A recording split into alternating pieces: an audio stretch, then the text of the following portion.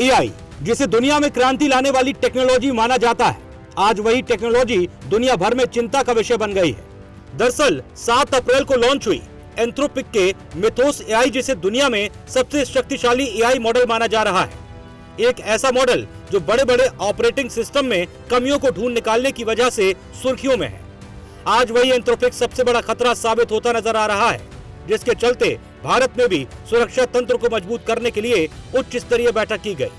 जाने क्यों एंथ्रोपिक का मिथोस बन रहा खतरे की वजह। एंथ्रोपिक के मिथोस एआई मॉडल को लेकर पूरी दुनिया में हड़कंप है। ये बैंकिंग और वित्तीय प्रणालियों की डेटा सुरक्षा के लिए खतरा बन सकता है। दावा है मिथोस एआई ने कई बड़े ऑपरेटिंग सिस्टमों में सेफ्टी में कमियां खोज ली हैं। मिथोस एक पावरफुल एआई मॉडल है जो इंसानों से बेहतर काम कर सकता है। इस मॉडल में कुछ ही मिनट में हैकर्स किसी सिस्टम में घुस जाते हैं,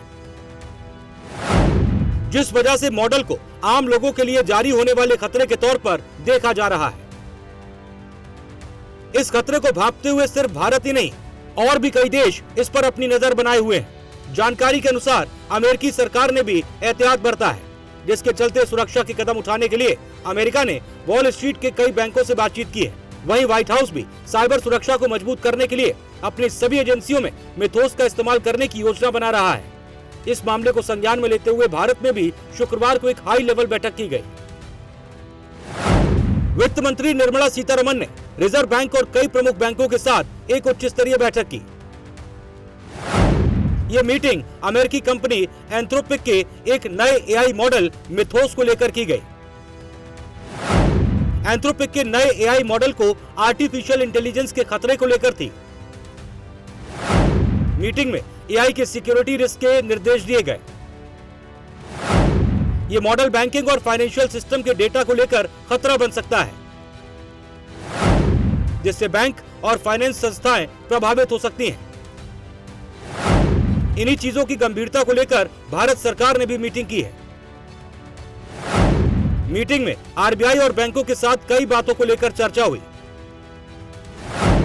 बैंकों और अन्य संबंधित एजेंसियों को एक मजबूत यंत्र स्थापित करने की सलाह दी गई। इस बैठक में वित्त मंत्री निर्मला सीतारमण, अश्विनी वैष्णव, रिजर्व बैंक और कई मुख्य बैंकों के अधिकारी शामिल रहे। बैठक में बैंकों को अपने आईटी सिस्टम को सुरक्षित रखने के साथ ही आवश्यक उपाय करने के लिए कहा गया। साथ ही तंत्र का उपयोग करने की सलाह दी, जो खतरों की पहचान के साथ ही भारत के संपूर्ण बैंकिंग सिस्टम को सुरक्षित करने का काम करेगा। पर इससे पहले आपको बता दें क्या है mythos AI. AI startup Anthropic के अनुसार ये एआई मॉडल साइबर सुरक्षा में इतना बेहतर है कि इसे आम जनता के लिए जारी नहीं किया जा सकता। कंपनी का कहना है मिथोस एआई ने हजारों ऐसी साइबर सुरक्षा खामियों का पता लगाया है जिन्हें पता करना काफी मुश्किल था। एंथ्रोपिक ने कहा, इस एआई को उपलब्ध कराना लैपटॉप रखने वाले किसी भी व्यक्ति को नई हैकिंग क्षमताएं सौंपने जैसा होगा। इसका मतलब है मिथोस उन सुरक्षा खामियों का पता कर सकता है जिन तक पहुंच मुश्किल थी। मिथोस सिर्फ अमेजन, माइक्रोसॉफ्ट और गूगल समेत 40 चुनिंदा कंपनियों के पास है,